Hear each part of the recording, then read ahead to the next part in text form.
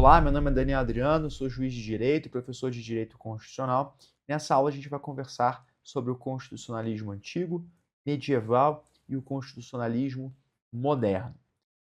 Nós sabemos que o constitucionalismo é essa limitação do poder político, que vai ser levada a cabo pela presença e prescrição de direitos fundamentais e também pela separação dos poderes. Nessa acepção, nesse conceito, a gente somente consegue pensar no constitucionalismo como sendo um fenômeno moderno, como sendo um fenômeno que desabrocha e é fruto das revoluções liberais ocorridas no século XVIII. Tá? Então, sob essa concepção e sob essa veste, constitucionalismo vai ser somente o constitucionalismo moderno. Contudo, nós temos autores renomados, grandes autores de filosofia política, de direito constitucional, teoria geral do Estado, que vão apontar que esse fenômeno do constitucionalismo ele não é restritivamente um fenômeno moderno e que sim, já existiu limitação de poder político no passado. Tá? E aí a gente vai poder pensar em outras formas de constitucionalismo, o constitucionalismo antigo, o constitucionalismo medieval. Tá? O principal professor que vai defender essa tese é o professor Karl Lowenstein.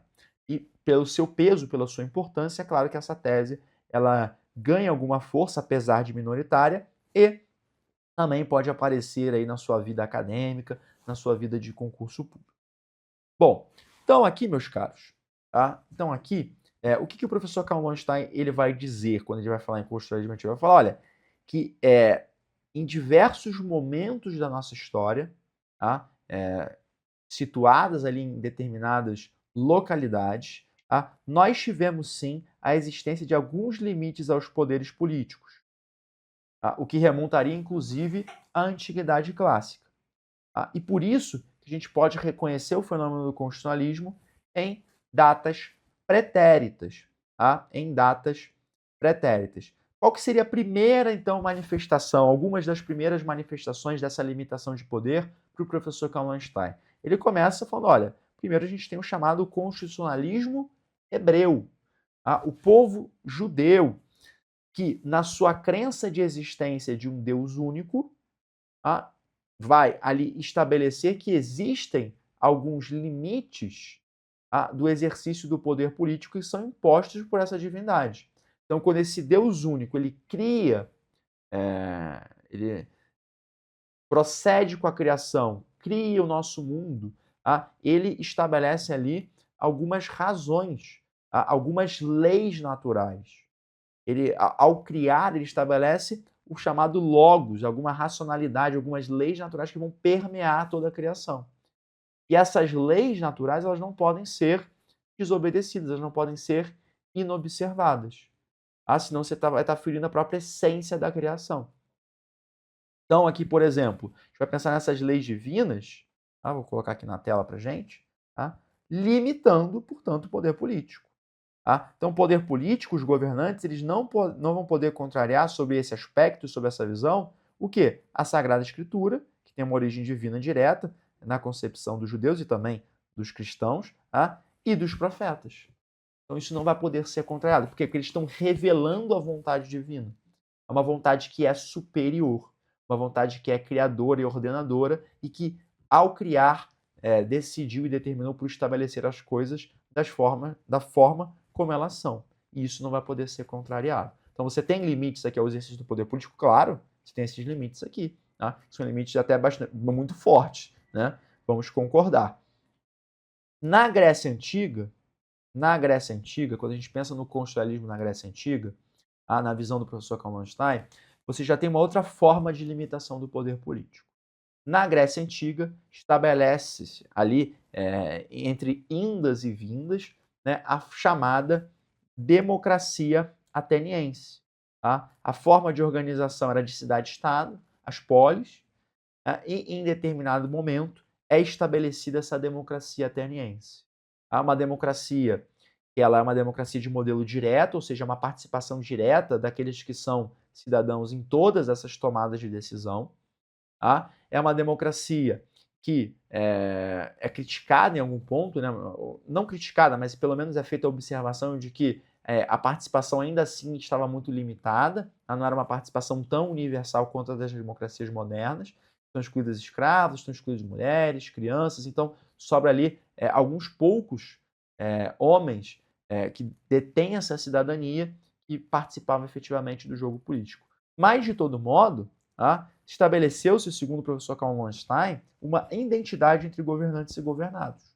Então, há uma limitação óbvia do poder aqui, do poder político, se há essa identidade, se todos têm que participar. Então, há alguns limites ali, isso estabelece limites naturalmente, isso impede a concentração do poder e do seu exercício de maneira abusiva. Então, com base nessa experiência da democracia ateniense, o professor Karl vai falar, olha, a gente tem esse constitucionalismo abreu, a gente também tem um constitucionalismo na Grécia Antiga. Essa limitação do poder com base nessa democracia ateniense. Roma Antiga. Roma Antiga também, segundo o professor Karl Lowenstein, havia uma limitação do poder político que seria elegível para ser classificada como constitucionalismo. Por quê? Porque no momento em que se estabelece entre o século 5 a.C. e 2 a.C.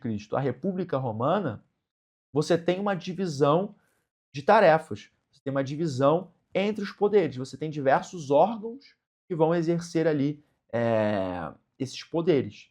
Você vai ter os cônsules, então a figura do cônsul, geralmente dois, que vai exercer mais ou menos ali um poder que hoje a gente identificaria como um poder executivo.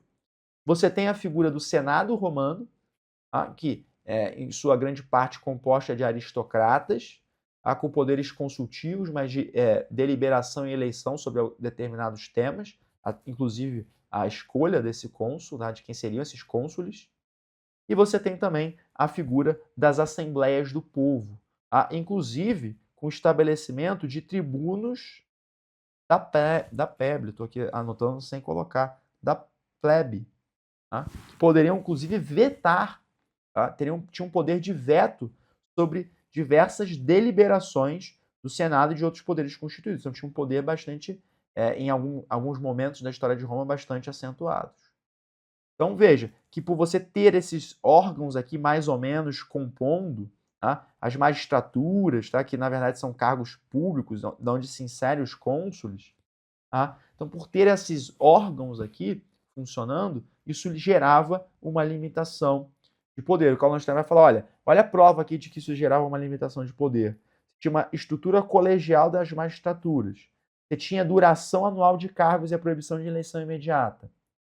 De reeleição imediata, que está eleição, mas é reeleição imediata. Você tem a possibilidade de intervenção dos tribunos da plebe ante a prática de conduta ilegal, que eu já até trouxe para os senhores. Você tem a atuação do Senado na nomeação de funcionários, ou seja, você tem uma estrutura ali que limita em alguma medida o poder político. Meus caros, e na Idade Média? E na Idade Média, o que o professor Karl Lowenstein vai dizer para a gente? Olha, na Idade Média você tem um constitucionalismo, sim. Por quê? Porque a Idade Média que surge a partir das invasões e do desmantelamento do Império Romano, ou pelo menos de boa parte dele, isso gera uma grande fragmentação do poder político. Enfim, os aristocratas e nobres ali do Império Romano acabaram se fechando dentro de feudos, se fechando dentro de estruturas de modo ali a se proteger da insegurança que reinou por muito tempo após o desmantelamento do Império Romano. Isso acabou gerando uma grande pulverização do poder, uma grande fragmentação do poder. E você tem diversas instâncias e diversas camadas de exercício de poder. E acaba que são tantas as camadas, são tantas as linhas de lealdade e de observância, que isso gera uma limitação própria, porque, enfim, são tantos atores ali reivindicando o poder, exercendo o poder político, e isso acaba gerando um enfraquecimento do exercício desse poder e, consequentemente, a uma limitação. Então você tem a igreja, você tem os reis que ainda tentavam se advogar ali como sendo sucessores do Império Romano, você tem os senhores feudais, que exercem um poder inequívoco ali dentro dos seus feudos, você tem também as chamadas corporações de ofício, ou seja, você tem uma atomização do poder político aqui. Meus caros, dentro do constitucionalismo na Idade Média, a gente não pode deixar de apontar que foi nele que surge um dos principais instrumentos, tá? Um dos principais instrumentos aqui de limitação do poder da nossa história, que é a Magna Carta. A Magna Carta ela é editada em 1215, no contexto da Inglaterra, tá certo que é um contexto bem específico, tá? E por muitos autores ela é tida até como a primeira Constituição que já foi editada. Essa ideia ela é minoritária, já adiantou os senhores. Por que ela é minoritária? Porque a Magna Carta, embora de fato seja um instrumento inequívoco de limitação do poder político, ela assegurou direito somente aos barões feudais, a um direito à propriedade e à não criação de novos tributos sem prévia autorização dos nobres e a liberdade religiosa. Então foram alguns poucos direitos, algumas poucas liberdades que foram criadas aqui com base nessa Magna Carta, tá bom? Mas é um documento muito importante para o constitucionalismo e sem dúvida tem que ser lembrado que ele foi editado então num contexto ainda de Idade Média. Meus caros, então a gente viu aqui então essa possibilidade do constitucionalismo moderno, desse constitucionalismo medieval, perdão, do constitucionalismo antigo, desse constitucionalismo medieval, e a gente entra aqui na modernidade. A rigor, com muito respeito à posição do professor Karl Loewenstein, a qual merece de fato esse respeito, tá? Mas a doutrina majoritária vai apontar que o constitucionalismo, tal qual a gente o define, como sendo essa limitação do poder político, por meio dos direitos fundamentais e da separação dos poderes, isso é um produto, isso é um fruto da modernidade. Então, constitucionalismo a rigor, somente o constitucionalismo moderno. E o constitucionalismo moderno, ele surge num contexto de questionamento ao absolutismo. Ele surge num contexto de questionamento a essa adoção de um poder aqui concentrado numa figura de um rei.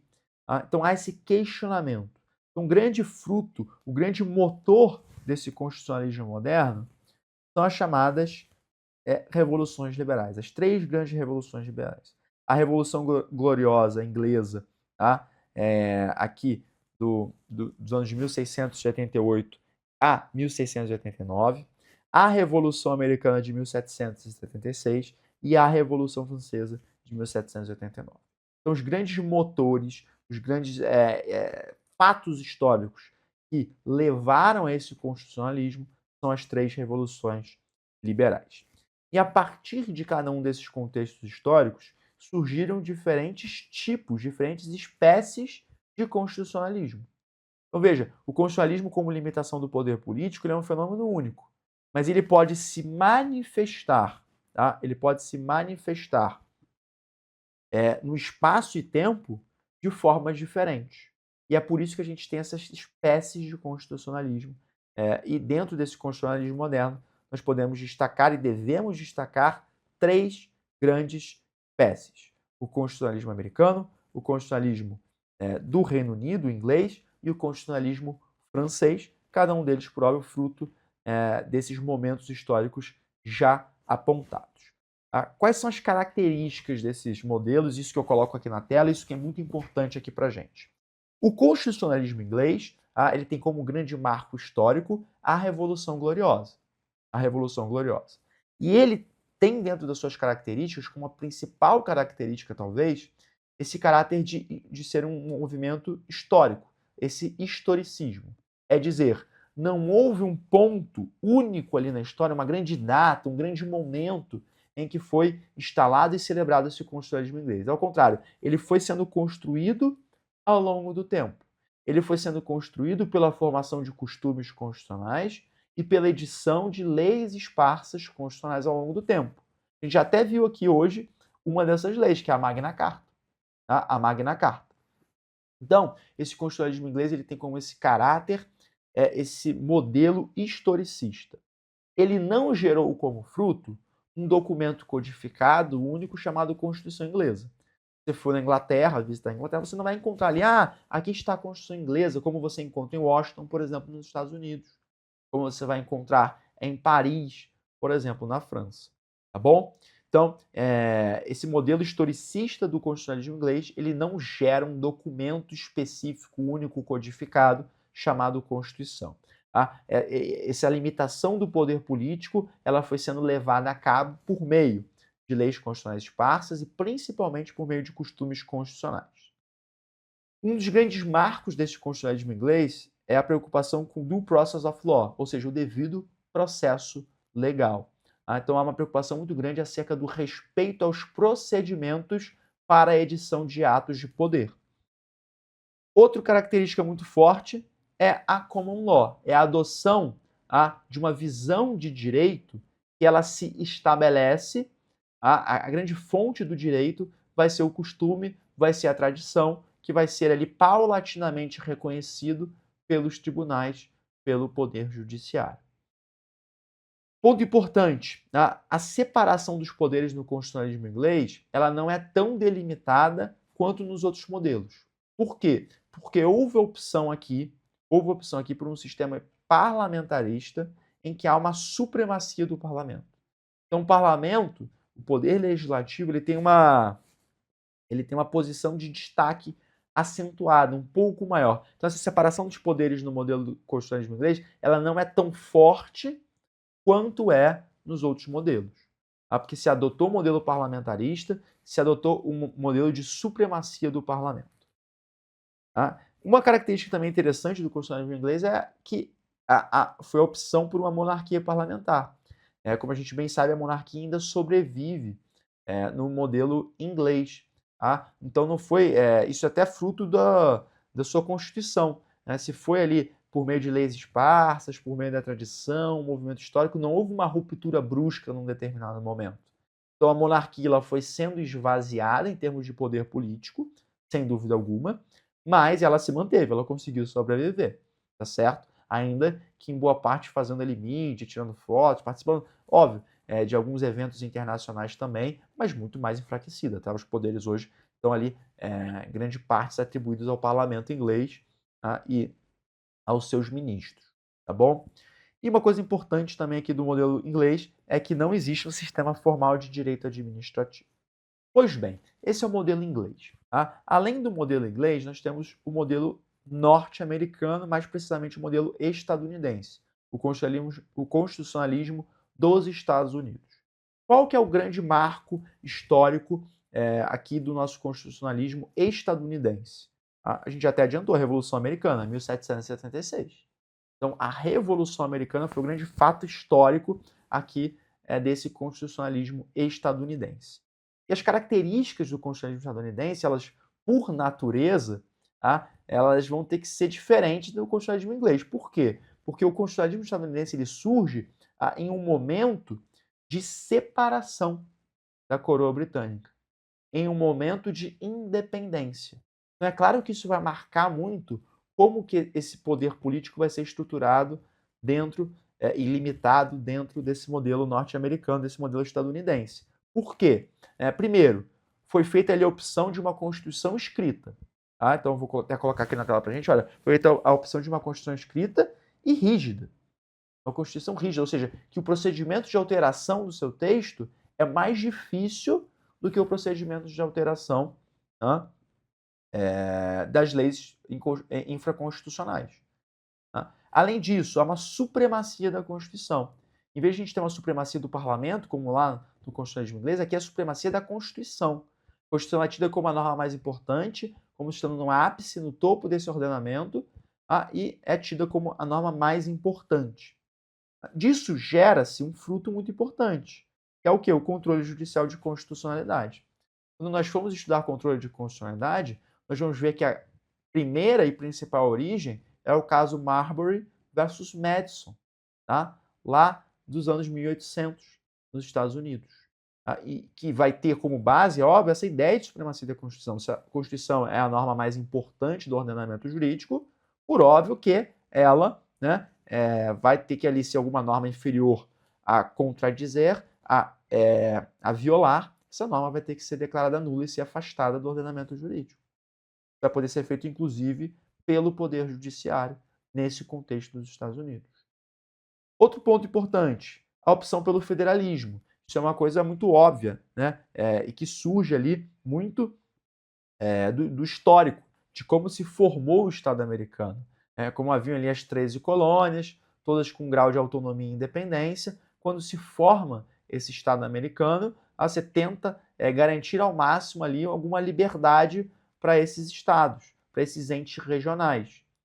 E isso vai se dar pela opção do federalismo, pelo reconhecimento de autonomia. Não soberania, mas autonomia a esses entes regionais.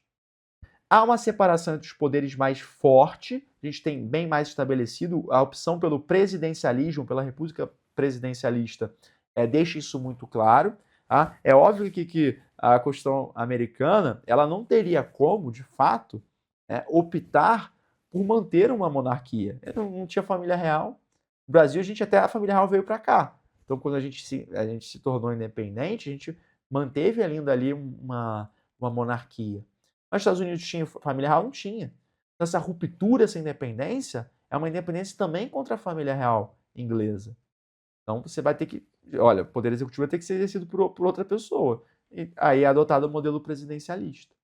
E o modelo presidencialista, ele é marcado por uma divisão mais estanque entre os poderes. Então, o poder executivo é exercido pelo chefe do poder executivo, o presidente da República, o poder legislativo pelo Congresso Nacional, pela Casa Legislativa Federal, e o poder judiciário, enfim, pelos órgãos da estrutura do poder judiciário. Então, há uma separação muito mais viva, tá bom?